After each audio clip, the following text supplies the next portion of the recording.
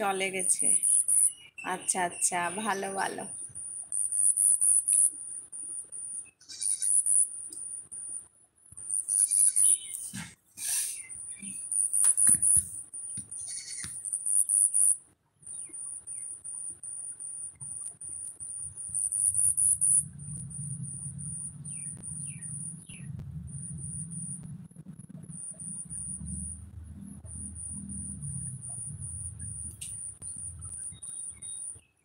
আর বলো কি করছো? এই তো বসে আছি। আজকে একটু রৌদ্র দিয়েছিল তো ঘুম থেকে উঠে অনেকটা কাপড় ধুয়ে দিলাম, বাসন ধুলাম, রান্না করলাম, এইসব আর কি।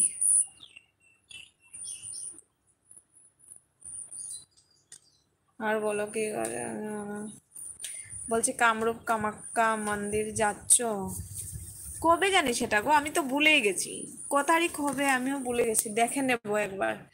না, যাওয়া হবে না বোধহয়, কেন জানো? মানে আমাদের এখানে তো ওই যে তোমার হাফলং, শিলং এগুলা, মিজোরাম যাওয়ার যে রাস্তাগুলো আছে না, এগুলা মানে একদম ধসে গেছে। তো খারাপ হয়ে আছে, ট্রেন চলাচল মানে সময় করছে সময় করছে না। আর অনেকটাই প্রবলেম, তো যাওয়া হবে না। আর দ্বিতীয় কথা হচ্ছে, আমাদের গড়টা মানে এতটুকু ভালো নয় যে আমি সব কিছু রেখে যাব। গরিবের যে কোনো কিছু বলো না কেন, চামচই বলো, যদি হেরে যায় বা কিছু চুরি টুরি হয়ে যায়, অনেক খারাপ লাগে বলো।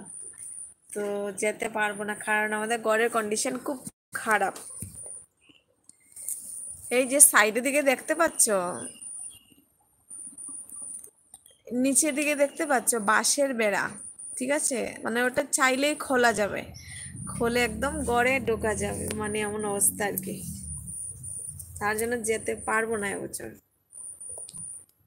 আর ও না, ও একদম ভিড় জায়গায় যেতে পছন্দই করে না। অমাবস্যা স্যাটারডে স্টার্ট হবে, ও আচ্ছা আচ্ছা। আমি এগুলো খেয়ালই রাখছি না।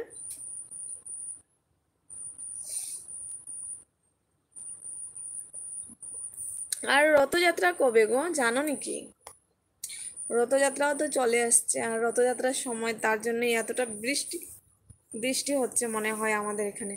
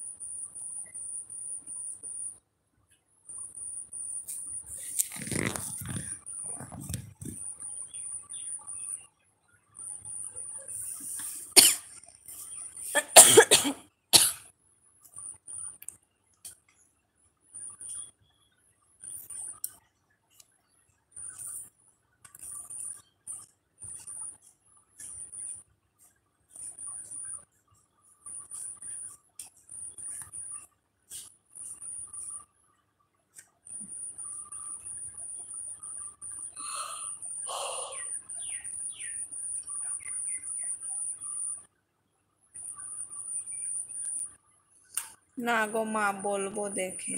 ও আচ্ছা আচ্ছা।